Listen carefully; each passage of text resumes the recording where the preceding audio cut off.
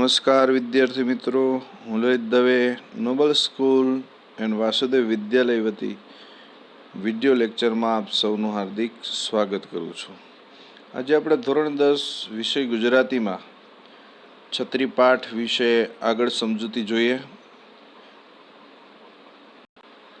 છત્રી, જેમનો આપણે કવિ પરિચય, પાઠ પરિચય અને 51 પેજ સુધી આપણે જોયું હતું, જેમાં દુકાનદાર છે એ લેખકને છત્રી ખોવાય નહીં એ માટેના ઘણા ઉપાયો બતાવે છે. લેખક છે રતિલાલ બોરીસાગર, જેમને દુકાનદાર પાસેથી એવી છત્રી માંગી કે ભાઈ તમારી છત્રી છે એ ટકાઉ તો હશે જ, પરંતુ ક્યારેય ખોવાય નહીં એવી છત્રી રાખો છો? એટલે પેલા દુકાનદાર કહે છે, અરે ભાઈ, અરે કાકા, કદાચ અમે તો નહીં, કોઈ પણ એવું નહીં રાખતા હોય અને એવી કોઈ પણ બનાવટ પણ નહીં કરતા હોય કે છત્રી ખોવાય જ નહીં. એના માટે તો ઉપાય તમારે જ ગોતવો પડશે. અને એમને રવિન્દ્રનાથ ટાગોરનું સરસ મજાનું એક ઉદાહરણ આપ્યું કે રાજાએ છે આખા એમના રાજ્યમાં એના રાજકુમારને કાંટો ન લાગે એટલા માટે થઈને આખા રાજ્યમાં ચામડાથી મઢી દેવાના રસ્તા, રોડ, રસ્તા, જમીન ક્યાંય દેખાવી જ ન જોઈએ. પૂછ્યું કેમ? તો કે રાજકુમારને ક્યાંય કાંટો ન વાગે એટલા માટે થઈને. એટલે કોઈ ભાઈ છે બુદ્ધિશાળી હશે, એમને પેલા રાજકુમારને પગની મોજડીઓ છે ચામડાની મજબૂત બનાવી અને આપી દીધી. રાજાને કે આખા રાજ્યમાં ચામડાથી મઢાવવું એના કરતાં તો રાજકુમારને જ પહેરાવી દો ને. એટલે દુકાનદારે પણ કદાચ રવિન્દ્રનાથ ટાગોરને એની કાવ્યો કે નહીં વાંચ્યા હોય, પરંતુ એમ છતાં એમને પણ લેખકને એવી જ સલાહ આપી કે ભાઈ છત્રી ખોવાય ને એવી કંપની કે કોઈ દુકાનદાર એવી ન બનાવે, પણ છત્રી ન ખોવાય એનો ઉપાય તમારે શોધવાનો હોય છે. તો એ કયા કયા ઉપાય છે એ આપણે જોઈએ. છત્રી ન ખોવાય એ માટે મેં કશા ઉપાયો કર્યા નથી એવું ન કહી શકાય. લેખકે પણ ઘણા બધા ઉપાયો કરી લીધા, છતાં પણ છત્રી ખોવાય જ જાય છે. દર વર્ષે નવી જ લેવી પડે ચોમાસે. છતાં મારા જે સાનિધ્યમાં કોઈ પણ છત્રી એટલી બધી ચંચળ બની જાય છે કે મારો ત્યાગ કરતાં એને સહેજ વાર લાગતી નથી. દુકાનેથી લઈને ઘર સુધી પહોંચતા સુધીમાં છત્રી ખોવાઈ ગયાના ઘણા બધા ખોઈ નાખવાના વિક્રમો મેં એકથી વધારે વાર નોંધ્યા છે. દુકાનેથી હજી નવી લીધી હોય, ઘરે પહોંચે જ નહીં, રસ્તામાં જ ખોવાઈ જાય.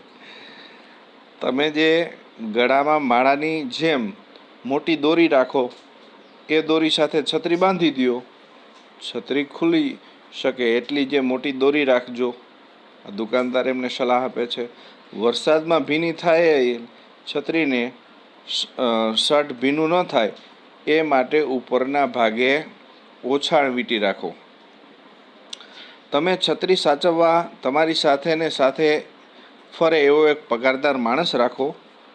કેટલાક લોકો બહાર જવાનું હોય તેટલા વખત પૂરતો ડ્રાઈવર રાખે છે, તેમ તમે પણ આવો જે 2-3 કલાક પૂરતો પગારદાર માણસ રાખી શકો છો. આ એક ખાસ આપણે છે કે છત્રી ન ખોવાય એના કેવા કેવા ઉપાયો બતાવ્યા, એટલે આ બધા યાદ રાખવાના છે. તમે ચાતુર્માસ એ દ્વિગુ સમાસ થાય, 4 મહિનાનો સમૂહ, જે ચોમાસાનો. ચોમાસું એટલે 4 માસનો સમૂહ. તમે ચાતુર્માસ ઘરે જ બેઠા રહ્યો, ચોમાસું આખું ઘરે બેઠા રહ્યો, બહાર નીકળવાનું જ નહીં. એકટાણા કરો, બહાર નીકળવું ને હાલવું ચાલવું ને, એટલે એકટાણું કરવાનું. બહુ ખાધા રાખીએ તો પાછા વધી જાય શરીર, વજન વધી જાય. એકટાણા કરો ને પ્રભુ ભજન કરો. છત્રી ખરીદવી જ ન પડે એટલે પછી ખોવાનો પ્રશ્ન જ ન રહે. છત્રી ઉપર તમારું નામ સરનામું લખો, કદાચ કોઈને જડે તો પોસ્ટકાર્ડ લખીને તમને જાણ પર કરી શકે. છત્રી ન ખોવાય એ માટે ઉપરની ને ઉપરના જેવી ઘણી જે સલાહો મને મળી. કેટલીક સલાહો તો મળ્યા પછી 5 મિનિટમાં જ ભૂલી ગયો, અને કેટલીક સલાહનો અમલ કરવાનું ઘણું મુશ્કેલ લાગ્યું.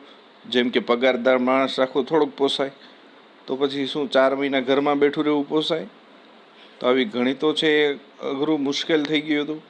પણ છત્રી પર નામ સરનામું લખવાની સલાહનો અમલ કરવા જેવું લાગ્યું એમ મને લાગ્યું. એટલે આ વખતે લીધેલી નવી છત્રી પર મારું પૂરું નામ, વિગતવાર સરનામું, ટેલિફોન નંબર વગેરે બધું જ લખી આવ્યું. વરસાદના પાણીથી ભૂસાઈ ન જાય એવા પાકા રંગથી રંગાવ્યું. કેવો રંગ? પાકો. તો એ પાકો એ વિશેષણ છે.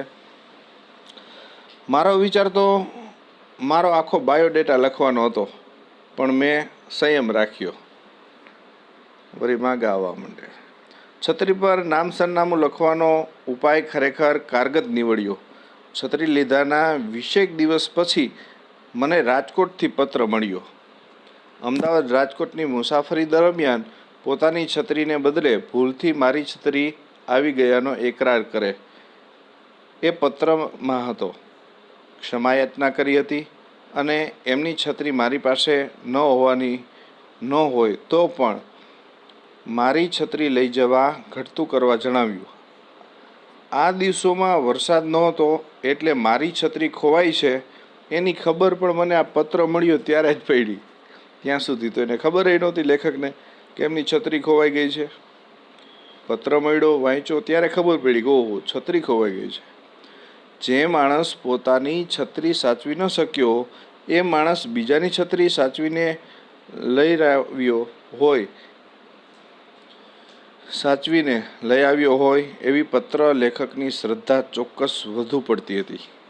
મેં પત્ર લખીને આ સજ્જનનો આભાર માન્યો અને એમની છત્રી મારી પાસે ન હોવાનું જણાવી દિલગીરી વ્યક્ત કરી અને મારી છત્રી મેળવી લેવા ઘટતું કરવા વચન આપ્યું. હવે જો રાજકોટથી અમદાવાદ ત્યાં સુધી આવવા જવાનું અથવા તો અમદાવાદથી રાજકોટ આવવાનું, તો એના ટિકિટ ભાડામાં તો 300 રૂપિયા જેવું કદાચ ખર્ચ થઈ જાય. તો એવી ઘણી નવી છત્રી આવી જાય, 2-3 જેટલી. પરંતુ એમ છતાં લેખકે એમને જે ઈમાનદારી, જે એમના પોતાની છત્રી ખોવાઈ ગઈ હતી, જે પત્ર લખનાર છે, એમ છતાં લેખકની છત્રી સાચવી રાખી અને પત્ર લખીને જાણ કરી.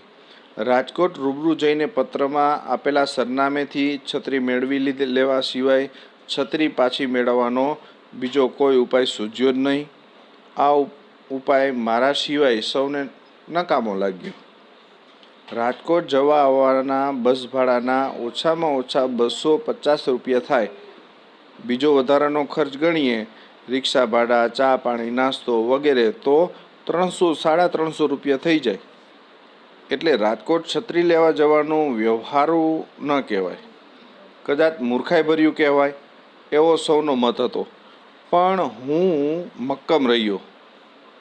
આમાં પૈસાનો પ્રશ્ન ન હતો. પોતાની છત્રી ખોવાઈ હોવા છતાં બીજા માણસની છત્રી એણે જે પરત કરવાની એમની જે ભાવના અને પ્રામાણિકતાની કદર કરવાનો પ્રશ્ન હતો. આ 1-2 માર્ક્સમાં પૂછાય છે, યાદ રાખજો. પણ આવી સૂક્ષ્મ રીતે આ જગતમાં કેટલા લોકો વિચારે છે? બધા ભલે ગમે તેમ કહે, પણ છત્રી લેવા રાજકોટ તો શું, રશિયા જવું પડે તો પણ હું જઈશ, એવો મારો દ્રઢ મત હતો. રાજકોટ ગયો, છત્રી પાછી મેળવી લેવા સજ્જનનો આભાર માન્યો. વળતી બસમાં અમદાવાદ પાછો આવ્યો.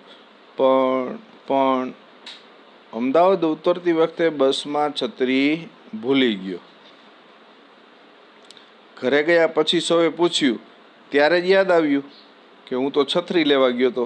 તરત પાછો બસની જે ઓફિસે ગયો, પણ કોઈએ છત્રી જમા કરાવી ન હતી.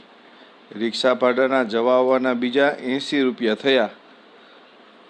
પછીના દિવસે છત્રીના સ્ટોરમાં જઈને મેં છત્રી માંગી. દુકાનદારે સ્મિત કર્યું, મેં પણ સામું સ્મિત કર્યું. ઓમ હાસ્યમમાંથી આ સરસ મજાનો હાસ્ય નિબંધ લેખક બોરીસાગરનો છે. તો અહીંયા આપણો આ છત્રી પાઠ છે એ પૂરો થાય છે. તો અહીં સુધી અસ્તુ.